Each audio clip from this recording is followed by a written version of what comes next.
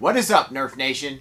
I'm Naptown NERF, and this is an unboxing and review of the NERF Modulus Ghost Ops CHRONOBARREL.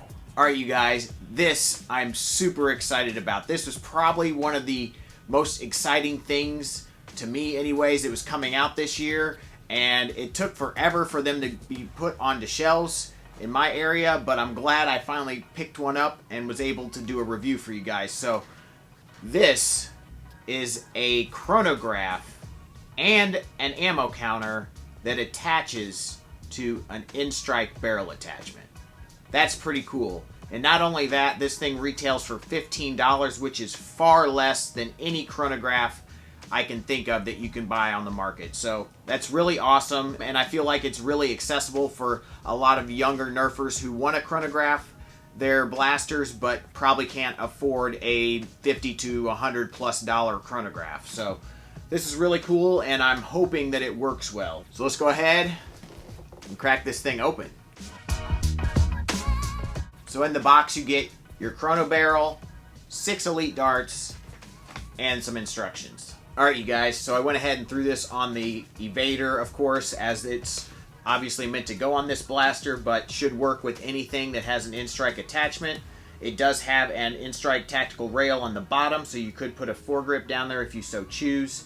It also has a little iron sight on top, so if you still want to keep some sort of iron sight kind of to center the blaster, it does have that on top, and does require 2 AA batteries to work. There is a door on the front of it here that you'll have to unscrew, and then you can insert your 2 AA batteries, and we will do that now. Alright, you guys, so we're going to go ahead and test the NERF CHRONOBARREL over my chronograph that is usually fairly accurate, although all chronographs are going to read differently a little bit.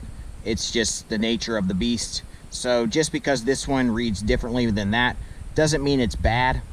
You just have to relate the information. As long as it's consistent in a percentage wise to this, then I will feel very comfortable, or fairly comfortable, that this is a good use of measuring your darts. You know, it may read a little higher or a little lower, but as long as it's consistent, it should be a good tool. So let's go ahead and see what it's got with the stock evader. All right, so this is the on button here. We'll move this over, and that turns it on, and now the darts read 6, so that will be what it's set at, unless you want to move it over one more, and then that is now the count up feature. So this is the count down, and this is the count up.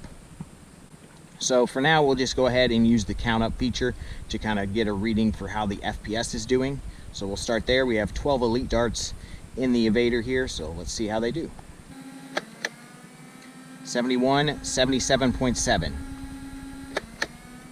73, 80.1. 74, 79.8. 72, 78.8. 71, 79.3. 70, 79. 67, 72.7. 73, 78.4. Duplicate 73, 80.9. 67, 72.7. 70, 76.4.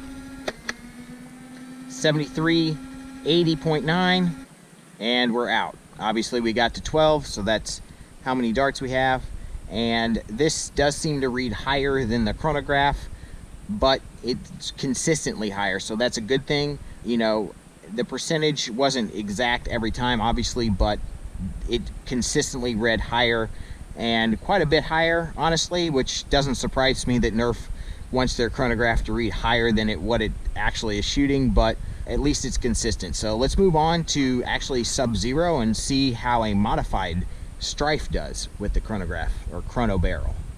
Alright, now we will try the count down feature. So it starts at 6, so you always have to change that when you turn it on. So we'll move it to 22 because we have a worker 22 in here, and we will see how it does.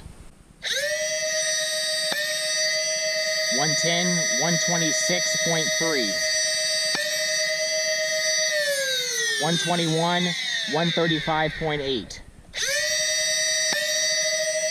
114, 123.8. 117, 126.3. 118, 133.0. 111, 126.9. 107, 114.3. 115, 126.3. 127, 137.1. 122, 136.4. 117, 135.3. 128, 141. 116, 134. 120, 137. 136, 120, 122, 136. 132, 142. 116, 125.6. 124, 137.4. 119, 127.6. 116, 132.1. 111, 133.5. And we should be out. 116, 127.6. And we're out. So, ammo counter seems to work really well. Chronograph obviously still reading higher than my chronograph. And yes, Sub-Zero is naked right now, but don't worry. It's going through a little change. We are still trying to figure out this select fire kit that does not seem to want to work. So we moved it back to semi-auto for now, so I can still war with this thing. And I may try to fiddle with it and see if I can get the select fire kit to work again, because it just kind of stopped working, and it's really strange. Like, it turns on, but then when I pull the trigger, nothing happens. So I don't really know what's going on with it, so I'm trying to figure that out, and that's kind of why the vector kit is off, because obviously it's a lot harder to maintenance with that on. So that will go back on eventually, but don't worry about that. Let's keep going. We're going to just make sure that this ammo counter works when you go to a higher rate of fire. Alright, so the ammo counter is blinking 0, but when you put a magazine back in, it will not recognize that the magazine's in, but once you fire that first dart, it knows that you fired a dart, and it immediately goes back to 21. Now you can also hit this button right here, and it will go back to 22 if you want to do that in the middle, but you don't really have to if you are putting the same magazine in that you just had in. So that's pretty cool. Alright, you guys, we're going to see how this thing does going full auto. And the battery I had charged doesn't fit in the battery tray, but never mind that. This is a 2S system, so this should work well here. So let's see what we can do. Let's see how this goes.